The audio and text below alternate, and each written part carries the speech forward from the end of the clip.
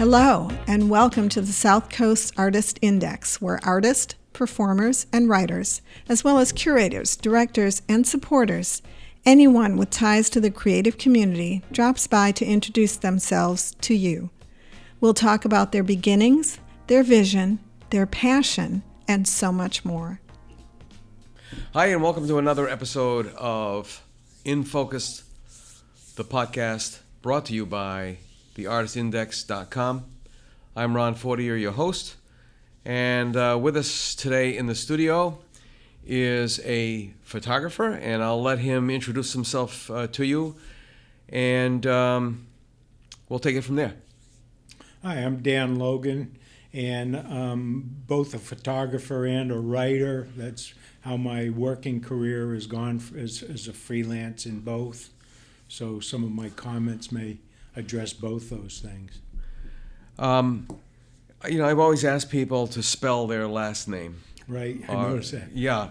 So could you mind doing the whole thing? It's Dan? Yeah, and Dan, D-A-N, right. Logan, L-O-G-A-N. The reason why I do that is sometimes there's funny stories because have people ever mispronounced your name? No, Okay. no, it's pretty common. All right. So. Because of the airport in Boston, the people say, "Are you related to?" Yes. Okay. And then there's another thing too is this is for an historical record that we're building this archive, and this part of the archive is all audio. And I've been listening to this to WGBH radio, and there's this one reporter who I could have sworn his name was Amun-Ra, and I'm like, oh my God, they hired a sun god, but his name is actually I think Anun Roth, last name. So, and it's that happens because sometimes people don't speak very clearly, or it's a bad connection or a bad broadcast or whatever it is. So that's one of the reasons. So how long have you been a photographer for? And was that what you always wanted to be? I've been a photographer longer than I was a writer, although the writing has been the bulk of my career. Mm-hmm. I started in photography at probably 8 or 9 years old. My parents used to take me and my sister down to Otis Air Force Base for the air shows every year. So I loved that. So I had a little brownie box camera, and I'd take pictures of the jets and everything. So I loved that. So for a number of years, it was a love-hate relationship. Being in the darkroom could be incredibly aggravating, waiting for your photos to be developed and all that. But I had my own darkroom, and so it was on and off to a sense. But once digital came around, I was already a long-time personal computer user, and digital made absolute sense to me. And ever since then, I've just gone, really love the photography. So I remember one of my photographer friends was really panicking because when digital, a lot of photographers were practically taking leaps off of buildings and bridges because they thought this was the end. And it's kind of funny, ironically funny, because if you go back to around 1849 in Paris, with Niaspor, who developed photography, the painters thought that this is it. In a bad French accent, my life is over. Right. And then photography took off like wildfire. In fact, an interesting fact is that I think within the first couple of years of photography becoming a more and more popular thing, the police did a vice raid, and they had like 1,200 cases of pornography. Right. But back to my other friend, he was like, oh my God, the changeover wasn't easy because the equipment was so darn expensive. And I said, can't you use the same lenses? And he said, back then, I guess you couldn't. I don't remember clearly. With Nikon, which is primarily what I use, nothing is changed until recently. So you could. So you had to buy the camera body then, right? Which was much higher expense than it used to be. But on the other hand, with the memory cards and stuff, now you're not paying for film and developing. Yeah. So on that end. Back end, it was probably less expensive. The pedestrian high-end camera back in probably 99, 2000 was a Sony, and it was 6 megapixels, and that, I think, the rule of thumb back then was it was almost $100, $150 a megapixel that you were paying for. Right. Yeah. And there was not a lot. There was no real lens. No zooming capabilities. Beyond a certain point. I'm not a photographer, so I can't even parrot some of the terms. But so that transition, I guess, had its great points, and it's not. Some people still wish for the darkroom. They love the darkroom because they said that's where a photographer is a photographer. Right, and I'm willing to disagree with that statement, but I think there's room for both. We're seeing now new films get developed so people can move back to the doing film if they want, or they can operate in the digital world. To me, operating in the darkroom is a style thing. In other words, you can create the effects you want in the darkroom, and it's highly stylized, or let's put it this way, as highly stylized as you care to make it. And so digital is the same way with different tools. So you can do one or the other or both. So I don't see it as limitations or worth getting jacked up about. Just pick the one you want. Yeah, well, and that brings me to the other thing too is with painters, people come up to you. Well, not if you're an abstract painter, because they think rabid monkeys could do abstract painting. But when you have a more realistically based painter, they'll say things like, "Oh, I wish I could do that, but I just don't have any talent." But I think in some ways, abstract painters and photographers probably have the same sort of aggravation by the public, because it's like, oh, anybody with a camera can just point and shoot, right? It's that easy. Right, yeah, I think that's true to some degree. Right. But on the other hand, if you see the work of a good photographer, I think it jumps out at you a little more. There are situations where the professional photographer has some advantages and may do a better piece of work. Not necessarily. You can get some great grab shots, but for consistency's sake, I think there's still room for professionals. It's how important is timing as a photographer? Very. One of the things I photograph are birds in flight. That's one of a couple of specialties, and of course, getting that bird in flight and getting the bird you would like to see going by you at a fairly close distance is tremendously important. And then that key look. When you're shooting a bird, it's like people. You pay attention to the bird for a second, then you ignore, you're done with it. The bird is the same way. It's flying over you, and for a fraction of a second, it's evaluating you as a threat or a possible food source or something, and then it looks away and doesn't remember you anymore. And you'll see that bird turn its head. Yeah. You may not see it as an observer, but in the camera, or you come back with a picture, and that bird is turning its head, and its attention is focused fully on you. Yeah. And so, timing is incredible there. Yeah. But the other thing I've been shooting a lot of lately is the New Bedford waterfront and the boats out there, which is how you know me.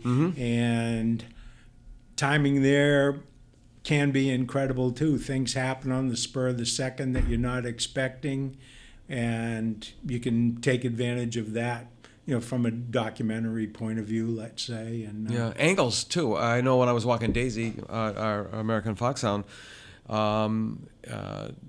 we're coming down 4th Street, and we could see Butler's Flat Lighthouse, and there was a fishing boat that was just at that angle where the lights were on. It was relatively overcast, I think, at that time of the morning, but it just did something. And it's those moments where you wish damn, you could shoot it. And by the time I got over to, and I saw you on the causeway, on the hurricane barrier, the service road that goes to the gatehouse, I guess that's what, or the gate facility or whatever it is that opens and closes the gates, that whole effect was gone.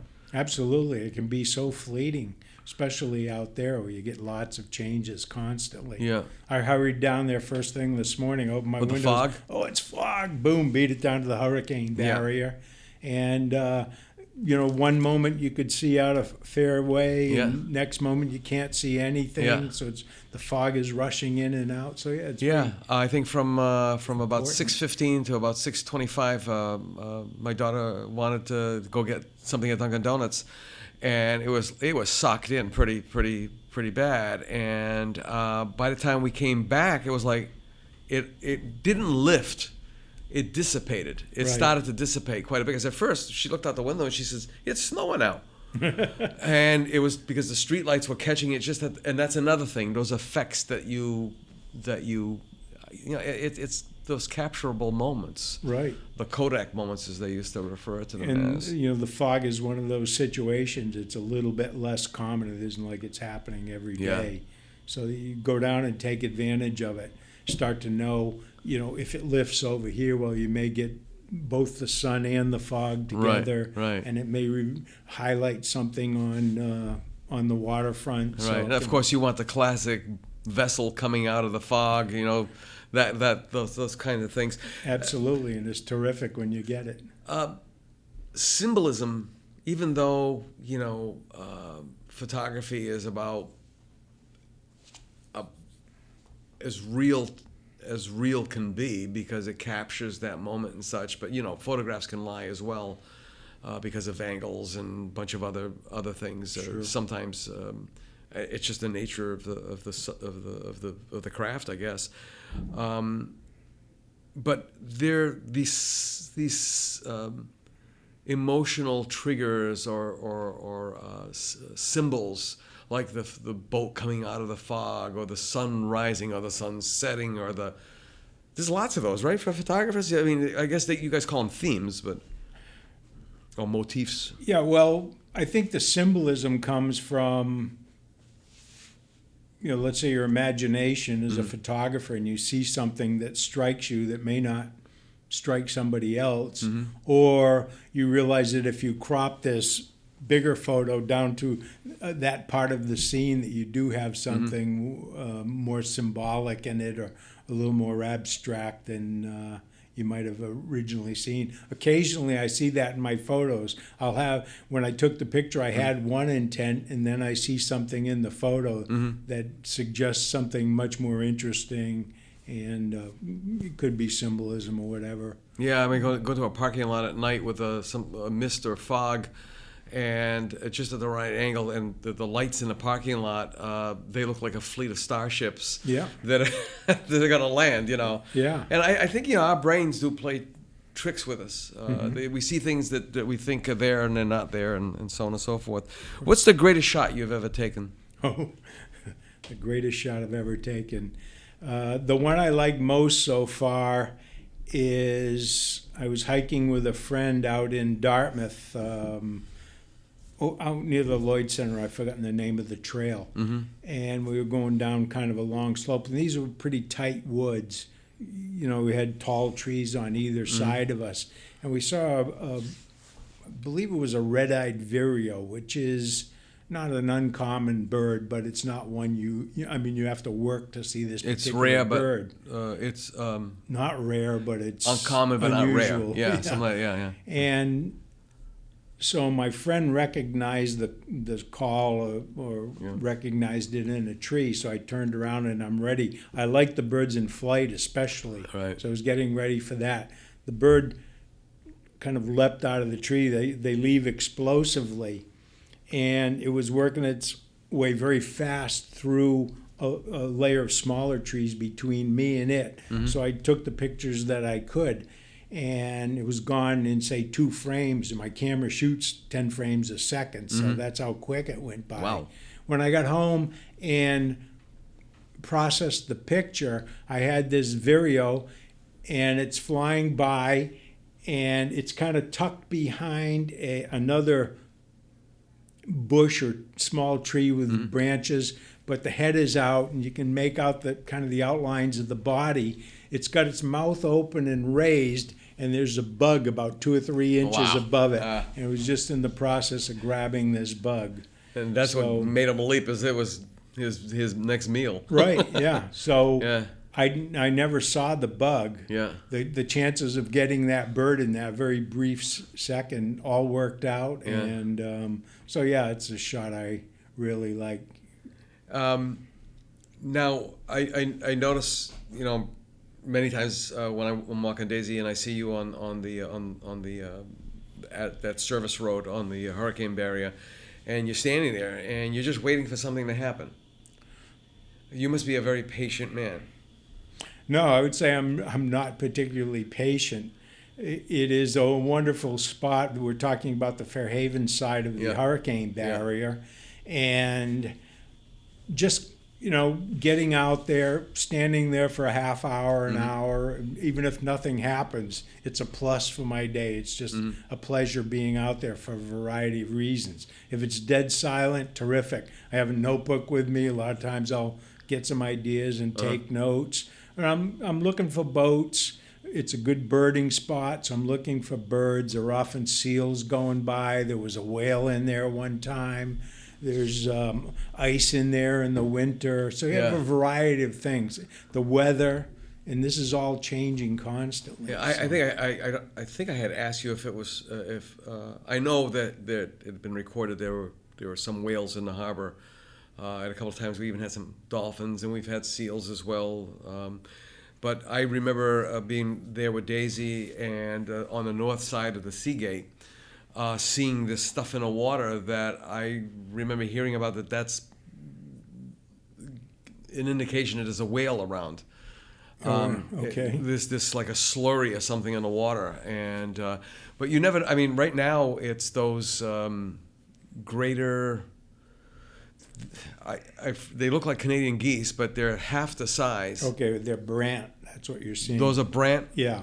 And they make that noise, and of course, trying to walk with Daisy over the rocks with the brant poop. Yeah, right. Gets a little slippery, right? Yeah. So those are called brant. Right, and they seem to be, they've made a home there, so there are more and more of them all the time. Okay. I like them better than Canada geese.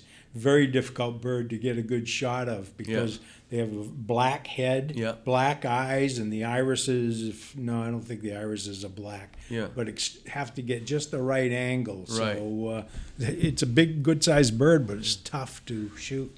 I've got some more birding shots questions for you, but more particular, because you're out there in nature, so to speak, you're standing there, you're waiting for something to happen, you become this observer. How many years have you been doing this? I've been birding and shooting birds now for probably 10 years. What have you seen change in those 10 years?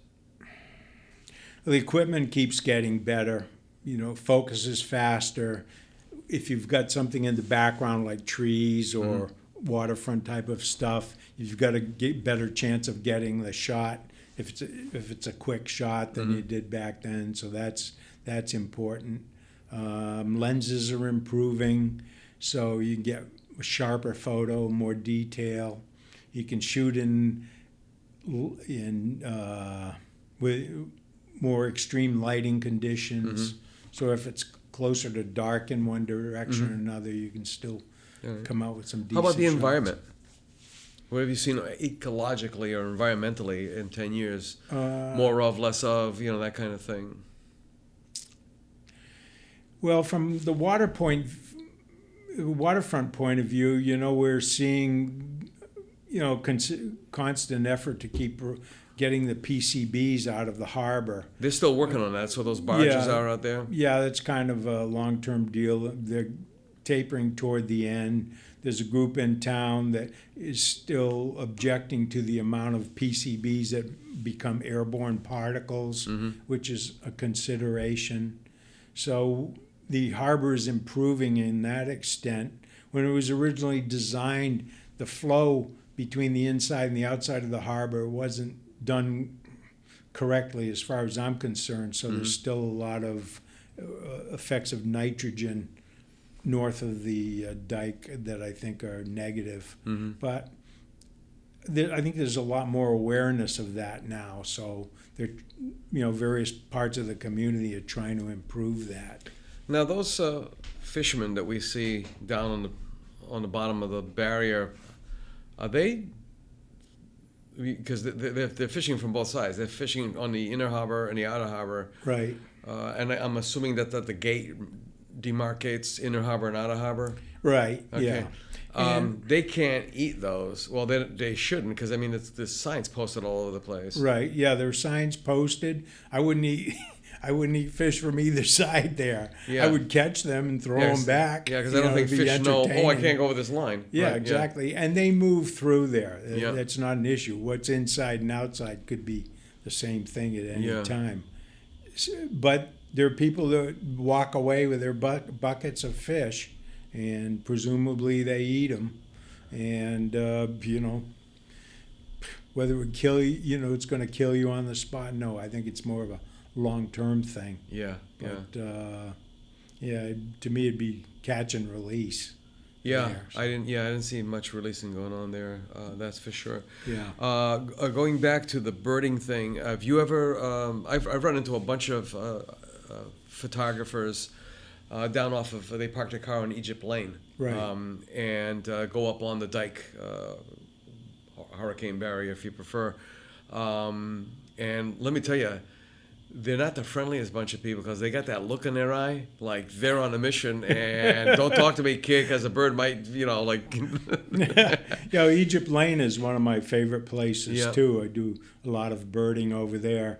And there are type A birders, like type A bicyclists or cyclists is what I think, They're on a mission and, stay out of the way. So, but birding is a pretty good bunch, and you make a lot of friends that way. So, so most birders aren't that way. On the other hand, most birders are really intent on seeing a new species they haven't seen before, or seeing a bird for the first time this year, or being the first one in this location to see it this year, that sort of thing.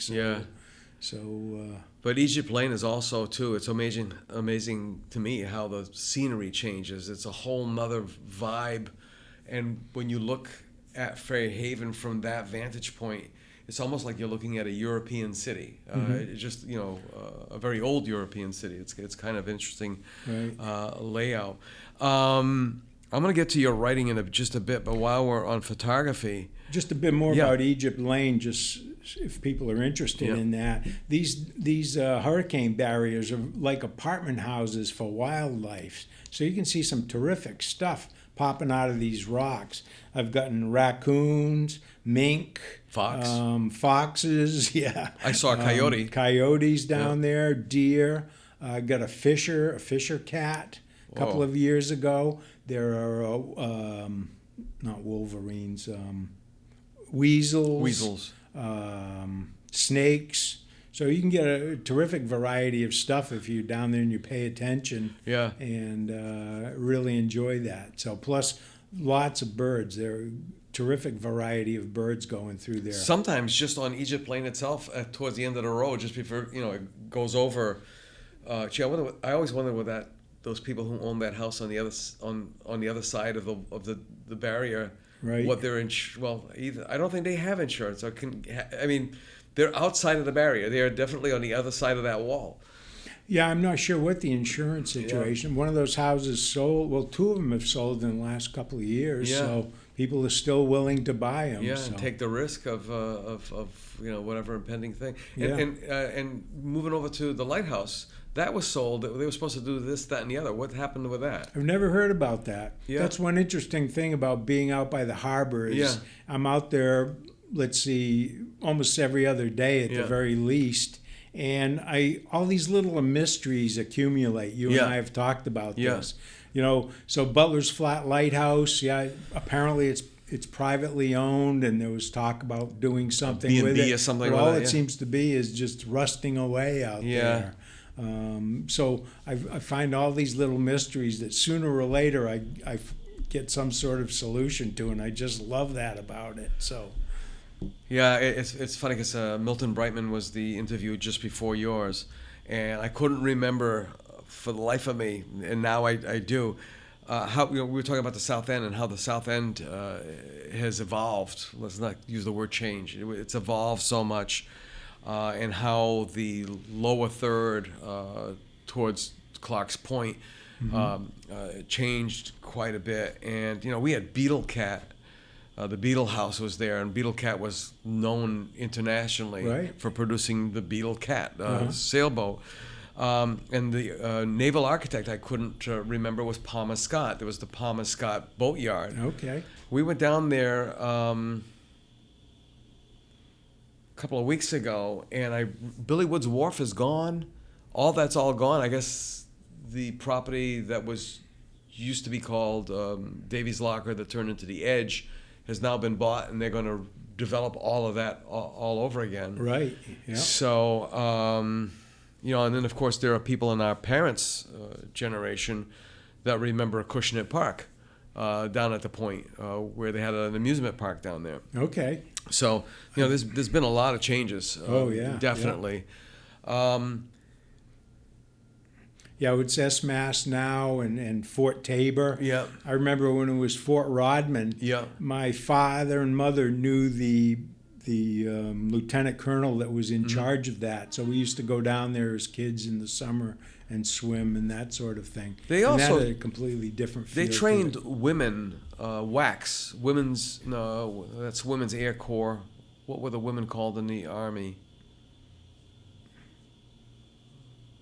Wrens? They were WACs also, I think. Were they WAACS. Oh, okay, right. okay. They trained women to be chauffeurs.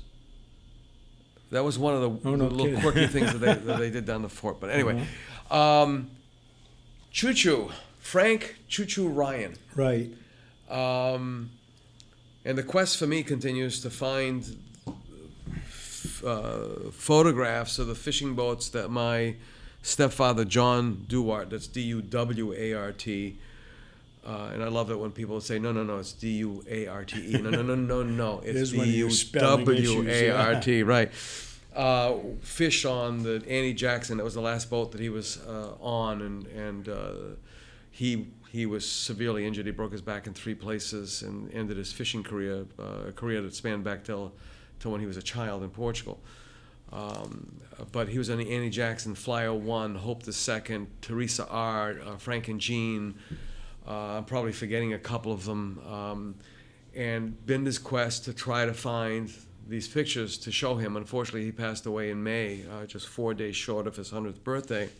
But I did remember Choo-Choo, as Frank Ryan was referred to, seeing him down the docks, and went on that long quest to see if I could find any of those vessels. And you led me to the New Bedford Fishing Heritage Center.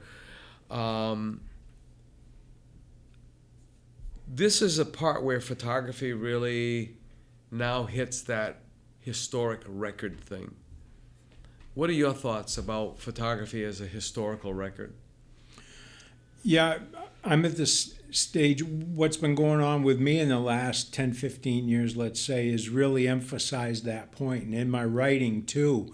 For example, in Fairhaven, when I was a kid, we used to skate on Long Road and Dana Pond out there, which is just kind of backwoods, and you'd skate through the trees and all this, and all the kids would have a great time out there.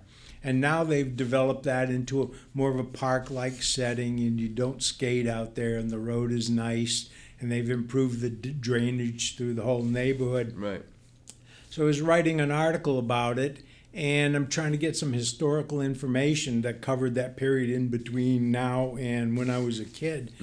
And it's virtually non-existent around town about who knows what was going on in any detail. So, that really struck me. Here was this spot that everybody in town knew and took advantage of, and yet it resides in everybody's memory, but there's nowhere Of a certain age. No, yeah, Yeah. but there's no historical continuity to what happened to that land and that sort of thing. Well, This the- is same is true going on the waterfront. What Choo Choo Ryan was doing is sort of is pretty much what I'm doing now with just a later generation of boats and equipment and that sort of thing. Yeah, because my stepfather John was on wooden vessels, Eastern rigged trawlers, Right. And there were two variations: the Annie Jackson and the other vessel was the Julia the Cruz. They had their wheelhouse midship versus aft, Right. as a lot of them did. I believe the Annie Jackson was midship as well. There were probably 4 or 5 of them in the fleet, but all these things are gone. And then before I forget, Earl Wilson. If you Google Earl Wilson, maybe you can find him in the archives. He wrote a column for the Standard Times, and he may have some of his published work left in the Millicent Library in Town Hall. Okay. I was discussing. We were discussing him. Ralph Hickok was here a couple of episodes back. Ralph works for the Standard Times as well. He's a writer as well. Right. And Earl Wilson was the trolley stop writer. He would take the trolley and go up and down the line and pick up all this information. Right. And it was fantastic. It was almost like a minor bird.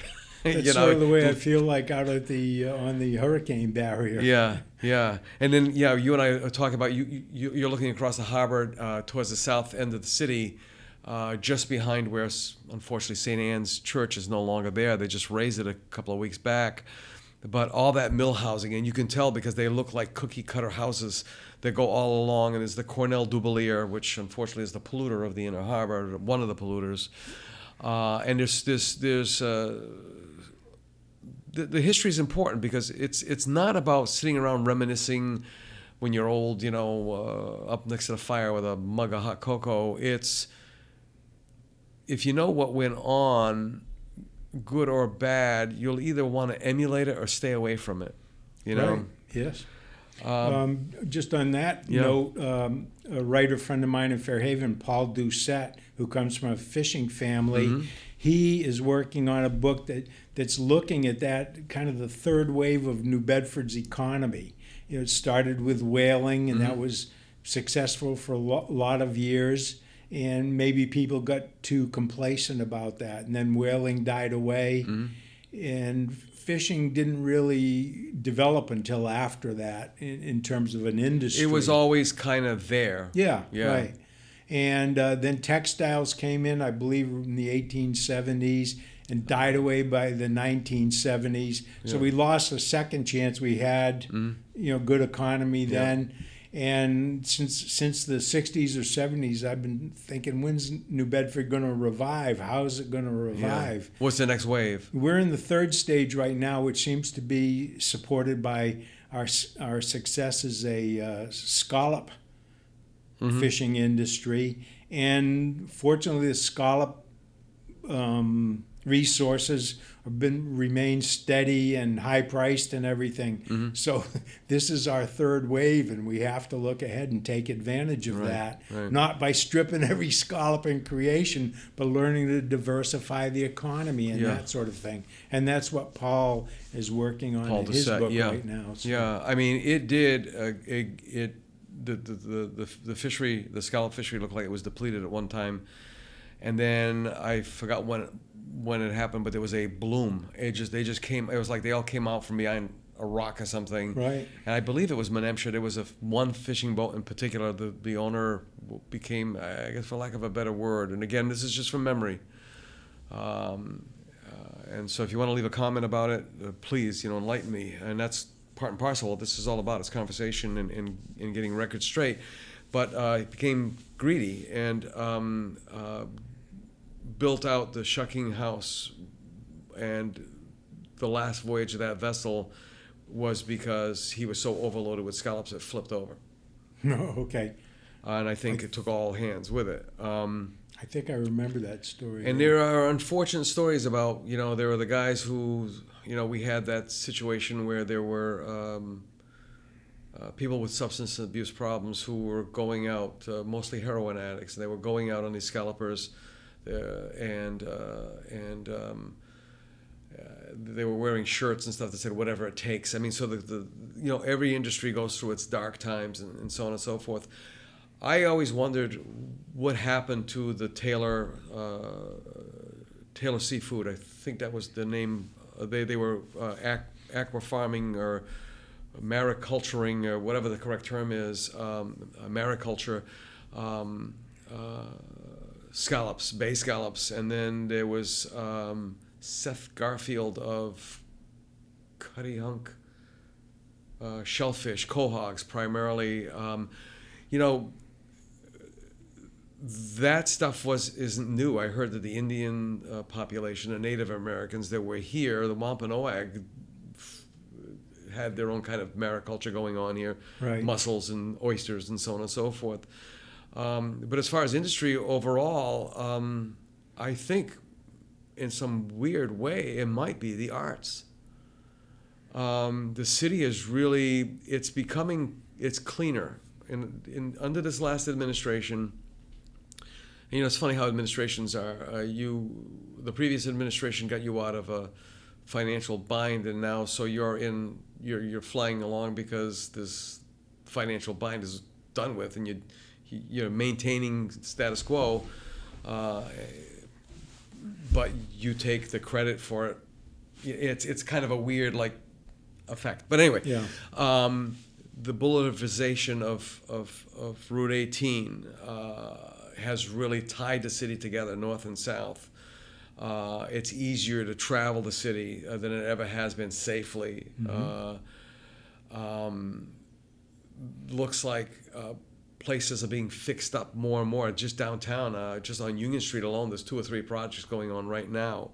We don't know how long this is going to last. Well, I think some of the important factors were putting the UMass campus down there had a huge impact, I think. Now you have, and BCC also, now you have students coming in there who are going to spend the day down there and want places to hang around, so you have more of a student-oriented vibe, environment down there. Yeah. Maybe that's improved rental rates and that sort of thing in the neighborhood. I know that's happening in Fairhaven. The Maritime Academy in Fairhaven is having a big impact. They're buying more buildings. There are more students. Northeast Maritime. Right, Northeast Maritime Academy. Is that what it's called? Yeah. And, with Eric DeWicki. Right, DeWicki, right. Yeah.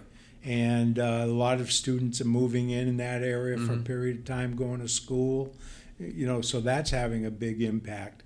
So that represents diversity, educated people. There is a large drawing in more arts population. So I think a lot of this is occurring at a real basic roots level. More of a localized, instead of depending on the national economy, we're actually finally starting to see our own relocalization. Yeah, I think that's it. But I think the impact it'll have is if you nurture a grassroots economy here that is a good, strong one and varied, interesting, diversified, then you're going to start seeing more interest with these bigger projects that you're talking about. Northeast Maritime Institute. Oh, Did they just take over, not just, but within the last year or so, take over the old bank building? I believe so, yeah. Okay, because I was wondering why the lights are on in that thing all of a sudden. Because there was an art gallery for a very short time. I think it was called Art on Center, because that's on Center Street. Center and Middle, I think it is. Yeah, I haven't made a study of that, but somebody was telling me the other day about how many buildings they now have, so their operations are kind of spread out. Right. But it's a student operation, basically, and again, maritime-oriented, so... As a writer, where do your interests lie? Are they parallel with your photography interests or perpendicular to them? Let's see. Yes and no. I went to UMass, what's now UMass Dartmouth, got Yep. my degree in English. Yep. I went to grad school in Indiana in journalism, and then I moved to California for 30 years and got into technical writing in the pharmaceutical, medical device fields, got into all kinds of magazine and newspaper writing. So I interviewed celebrities and I worked on, let's say, home-oriented stuff and Yeah. personal computers. I wrote columns for a number of publications on personal computers. So I got into that around 1975. So it was Yeah. very interesting. No, Any sorry, novels? 85. Yeah, and I'm a novelist too, Yeah. although, and that's probably what I would characterize myself as wanting to be most of all, would be a novelist, and that's probably where I have failed most effectively. What genre? Well, if you call me anything, it's kind of science fiction, probably in a Stephen King sense. In other words, maybe one aspect of something might be science fiction-y, but it's not really, I don't consider it really science fiction. But my writing career, I mean, from a novel point of view, back in the 80s, I was taking some writing classes. One of my instructors was a published author, and he got a go-ahead for a Western series. And so he hired several of us, and we got contracts because everybody's writing under a pen name. This Right. is quite common. So my attitude is genre writing, you're learning how to plot and write characters and this sort of thing. Yeah. So I sold several of these, and I sold a young adult novel about surfing at the time.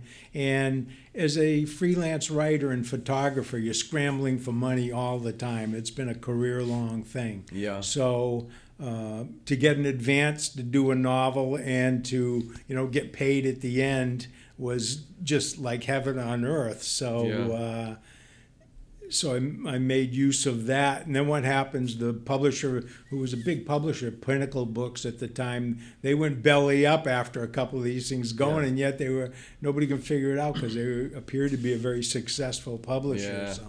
So Probably a novel in that. yeah, exactly. I continue writing novels, but you can't. Very few people can start a novel and anticipate that it's going to put money in your pocket at a certain time. Right. So it does tend to give way to things that can produce more immediate. And then that old joke or whatever it was, trying to get the writer not to drink his advance and finish the book, right? Right? Yeah, I don't have a problem in that regard. Why is, for example, that so many artists, literary artists, novelists, writers, that seems to be the thing, that impediment, that burden that they have to deal with is drinking. I don't know. It seems like it's always been two things. One, they either drink to ease the pain, or two, they drink because they feel it stimulates their imagination. So they It's drink never when they're happy, done they either drink when one they're sad. for me. I've been around groups where I'm the drinking in the bunch, and other groups where I'm the lightweight of the bunch. Yeah. So I'm sort of in the middle of the road, and it's never done worked either way for me. It doesn't quell any pain, and it doesn't spark my imagination. So have you ever thought of, and I want to wrap this up shortly, have you ever thought of combining the writing with the photography into I guess everybody hates that term, but what the heck, a coffee table book? The guy who was the big gun for Yankee Magazine, Polish last name, started with an M, I'm butchering it, it's not Majewski, but I mean, he was shooting for Yankee Magazine, and then he did the calendars, and then he did the picture book. Right. I mean, there's so much here. Yeah, I don't think in terms of picture books. I've done self-publishing. I'm not a great marketer, and I'm not the type who'll go up and just have a great old time until somebody buys, I browbeat him into buying my book. I can't do that. Yeah. So, in fact, most of my photography I sell as stock photography now. Right. So if a magazine needs a picture of something, Right. they search New Bedford fishing boats, Yeah. and they're likely to encounter my pictures and hopefully buy one of my pictures. But that's a real high volume business. In other Right. words, I might make 33 cents on a photo. Right. So you have to sell an awful lot Right. of them. Other times I may do a lot better on a photo, Right. but basically you're scrambling to get a lot of And pictures. right now there's so many resources. I mean, there's the Bettman Archives has been around, Getty, which has been around, Foursquare, 123 RF. I mean, Well, I'm in 123. I'm in Getty, Yeah. Adobe, Alamy, Yeah. a whole bunch of them. So, Yeah. but between them, they don't add up to a living yet. So Exactly. I have to shoot as much as I can, Yeah. which is what I value in my life. Is one the opportunity to control my time Right. and put it. And in other words, I may go out and have to do a technical writing job for Right. X number of hours, but I basically can control when that occurs. So. Yeah, there is that, and freedom is a responsibility. You have to be very responsible to be free, and you have to be very disciplined as well. Right. And you got to know when the lean times are and when the fat times are, and just, what is it? Don't go with the flow, be the flow. Yeah, right. Churches. I'm going to ask you about that only because it's a curiosity, and it's been something that's always been in the back of my head. We have all these churches. It's endemic now. They're going by the wayside. The first horror we've had to deal with in the city is that St. Anne's went down. I mean, I can still smell the place. I know the space. I served mass there as an altar boy, 5 o'clock mass, because I was the only fool that accepted that position. But always an early riser, so it really wasn't a big deal. But there are so many of these churches that are close to being shuttered. St. John the Baptist, the first Portuguese church built in North America. Right. There's got to be something there to photograph, to detail, to record. Yeah, that's a perfect example. I hope people are doing that. I do some churches. I recognize it. To do a church really well takes a specialized lens called a tilt-shift lens, so you don't distort. You don't get the parallax. Right, which can be corrected to a large degree in software. But you're better off as a pro to have the Right. equipment you need to do that. Right. So yeah, like the Unitarian Church in Fairhaven, you can stand there and look at that and realize there are all these gargoyles on Yep. there, Every and single the one's moss different. is developing Yeah. here. So yeah, and then different times of day with different lighting. So there are tremendous opportunities there. And there are properties that were once churches that people don't know were churches, that they, over the evolution of time, and some of them have become churches again. It's the weirdest kind No of kidding. the weirdest kind of thing. Yeah. Yeah, documenting the whole state of the church in, let's just say, this area. Yeah. A lot of there's storefront churches now, old malls or whatever, Yeah. are becoming venues for churches. Yeah. What impact does it have on spirituality or Yeah. perception of what a church is, that sort of thing. So Yeah. that's all worth exploring and documenting. Yeah, that's for sure. That's for sure. So, what's in the future for you? More travel, I hope. I love traveling. I'm doing less now than I have done in the past, but I hope to increase that. The waterfront just opens new doors.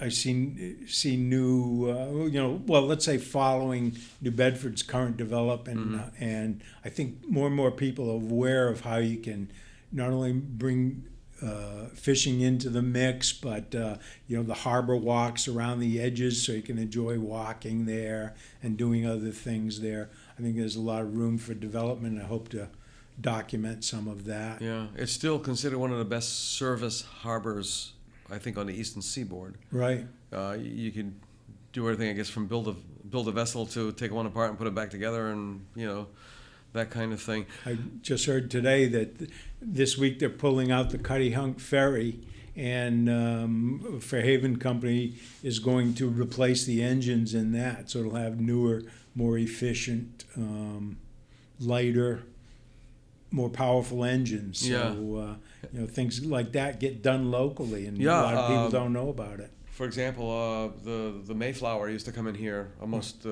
every year or something Yeah. for some sort of a refit or whatever. Yeah. We've had a lot of national, internationally known vessels in this harbor, and this morning it looked like it was a riverboat, not the paddle wheel kind.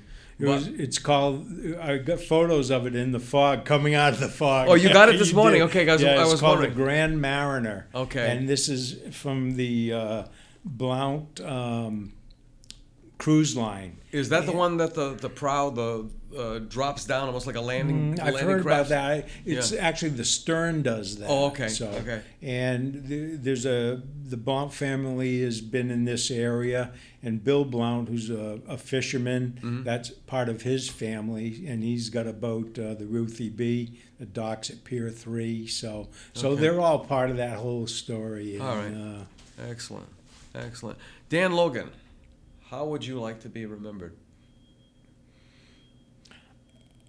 When I guess the writing started me out, and who knows when I started writing, but those books where you're so intently reading this book, it's so interesting. Yeah. You have to put your hand on the wall when you're moving because you think you're in that other world. Yeah. Well, ideally, that's what I'd be creating, would be work that had people having to hang on to something in this world because they're Yeah. so involved with the world you're creating. That to me would be my ultimate goal. Right. So. Aces, as they used to say. Right. Yeah. Well, thank you so much. Thank you. This wraps up another episode of In Focus Podcast, brought to you in part by the artistindex.com.